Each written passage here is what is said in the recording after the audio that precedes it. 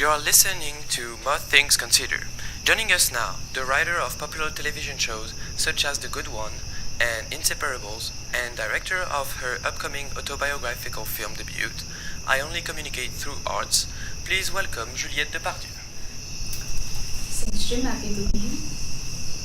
So, Juliet, you're a writer. Yes, I am. Well, what's it like? Being a writer? Yes, tell us all about it. Well, it's good, you know.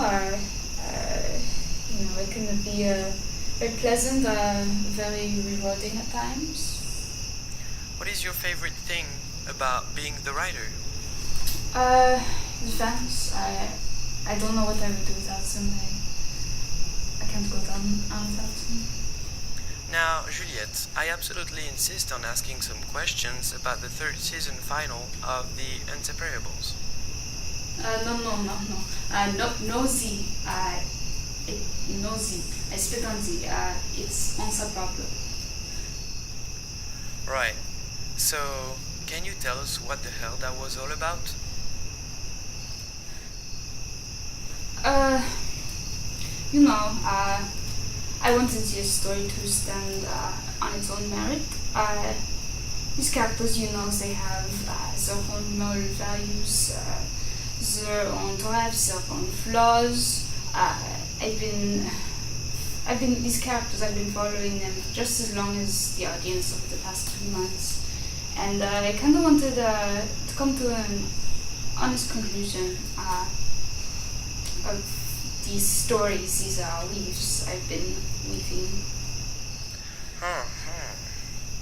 Well, that just sounds fantastic, Juliet, really. And honestly, Juliet, I just want to thank you personally for bringing such honest, positive messages to the screen at a time when we all so desperately need it. Is that a joke? Yes.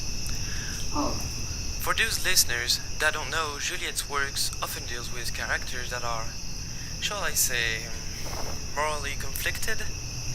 Confused. I'd say confused. Just like the audience, I suppose. Yes. Juliet, I hope you don't mind me jumping around a bit here. I've got a lot of ground I want to cover, and we don't have a lot of time, so I'm just going to shoot a bunch of questions your way. I don't know if I like the direction this interview is going. In season 2 of The Inseparables, Mark sexually assaults an underage girl. He's sent to trial and undergoes an immense character change while in prison, eventually even being forgiven by the parents of the victim. Are you justifying pedophilia and rape, Juliet? No, I hate anyone who commits morally reprehensible actions and thinks they can get away with it. I'm going more for a message of peace, of the harsh reality of human nature and how it can never really change. And do you feel confident about the positivity and importance of these messages, Juliet? Yes, I do. Juliet, I find your film to be morally reprehensible.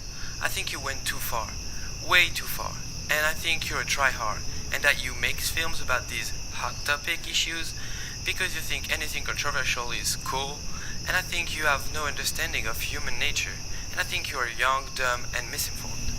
What the fuck? Please, don't swear on my program. This is a family program. If that means anything to you, if you hold anything remotely sacred, do you hold anything sacred, Juliet? Yes, I do. My loved ones, my family, my friends. Ah, yes, your family. Let's talk about your family, Juliet. It's not. Let's talk about your brother, 26 years old, mentally handicapped. He doesn't know any better.